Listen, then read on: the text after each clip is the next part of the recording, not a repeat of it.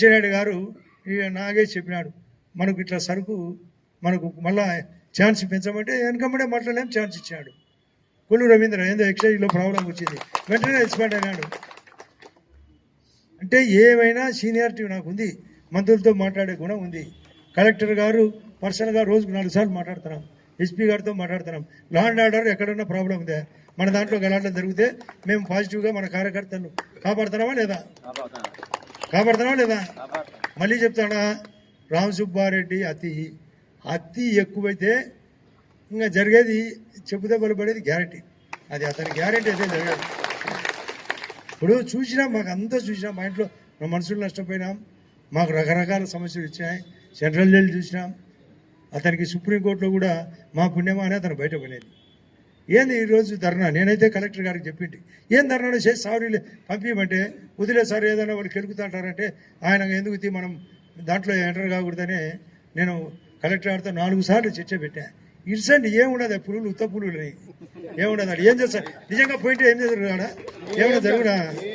ఏం ఉత్తనా కొడుకులు. నేను ఓపెన్ చెప్తాను, ఏదో ఇద్దరు కొట్లాడుకుని ఉంటారు, నేను చూస్తా ఇడిచిపెట్టారా అంట.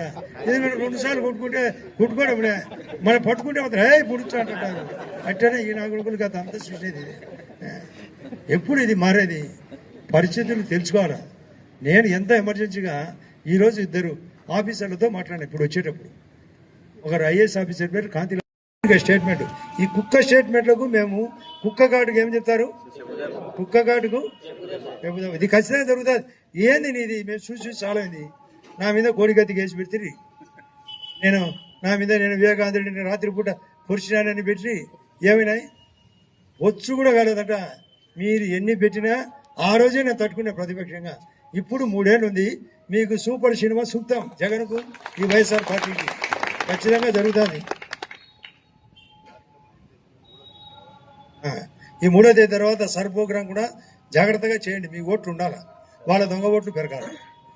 సర్ అనేది స్పెషల్ ఇన్సెంటివ్ రీజన్, అంటే మన ఓట్లను కాపాడడానికి. వెస్ట్ బెంగాల్లో కూడా దొంగ ఓట్లు పెరుగుతానే పడిపోయింది మమతా బెనర్జీ. ఇక్కడ కూడా వాళ్ళ దొంగ ఓట్లు గతంలో మన స్టేట్మెంట్ ఇచ్చినాడు. దొంగ ఓట్లు ఎన్ని ఉన్నాయో ఆ సీనుకు తెలిసి, ఉప్పలపాడి సీనుకు 5,900 ఓట్లు ఉల్లకుంటలో పెట్టుకొని ఆ రోజు. ఈరోజు ఎన్ని ఉన్నాయి? 5,050 ఉన్నాయి. ఏడు పోయినాయి? చేసినాం దొంగ పని. పక్కనే బోర్డు తిప్పిన పాడు 3,500. ఇప్పుడు 1000 కూడా లేవు. అంటే ఊరికే దొంగ ఓట్లు పెట్టుకొని దొంగ పని చేసుకుంటూ ఏ పని చేయకుండా మీ గుల్లకుంటను దరిద్రంగా పెట్టి. 2వ దరిద్రం ఊరు ఏదంటే నిజి. ఫస్ట్ ఈ నియోజకవర్గంలో మొదటి దరిద్రం ఊరు గుల్లకుంట, 2వ దరిద్రం మీ ఏ పనులైనా ఆ 2 ఊర్ల కంటే బాగాలేకుంటే మేము రాజకీయాలు సాధించుకుంటాం. మీరు చెప్పాలి హృదయపూర్వకంగా, మాకు బాగుంటాయని. బాగాలేదు ఏంది ఊరికే జేఎస్డబ్ల్యూ ఫ్యాక్టరీ కాబట్టి కడతామా లేదా? ఎప్పటిలోగా 28 డిసెంబర్కే, ఇంకా 4 నెలలు ముందే. 2వది ఈ సిమెంట్ ఫ్యాక్టరీలు కూడా ఖండించాం. రాబోయే 5 ఫ్యాక్టరీలు కూడా 2029 పోలింగ్ కంటే ముందే కట్టి తినాల్సిందే. పెన్షన్లు మిస్ అయినాయి, అవి కట్టిస్తాం.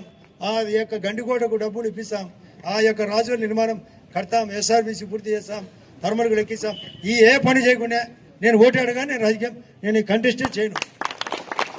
నేను కూడా జగన్ నేను ఇంతకుముందు కూడా ట్రై చేసిన ఎంపీ కానీ మా వారికి ఇడిచిపెట్టాలని. కానీ ఆ రాజకీయ కారణంగా ఏదో ఆ రోజు జరిగిన కారణంగా నేను భూపేశ్ని కూడా చెప్పిన, భూపేశ్ నేను ఎంపీకి పోటీ చేస్తా అడుగు అని. కానీ కారణాలు చంద్రబాబు నాయుడు గారు నిర్ణయం మళ్ళీ చెప్తున్నాడు ఆయనే. నేను నాదే పొరపాటు, నేను ఇవ్వకపోవడం నీకు తప్పు అంటున్నాడు. వచ్చాం అనుకుంటారా ఆ రోజు ఆయన ఇల్లు కూడా వచ్చారు, సీఎం అయినాక వచ్చారు, నాదే తప్పు అంటున్నాడు. పొరపాటు జరిగినది అక్కడ. కాబట్టి నాకేమి, నేను భూపేశను కాదని ఎమ్మెల్యేకు పోటీ చేయదలుచుకోలే. వాళ్ళు కోటా కింద నాకు ఇచ్చారు, నేను మార్చుకోవాలని చూసిన, వాళ్ళు మార్చాలి ఎంతసేపునే. చివరికి భూపేశకు ఎంపీ ఇచ్చారు. అయినా ఈ నియోజకవర్గానికి నేను ధన్యవాదం చెప్పాలా.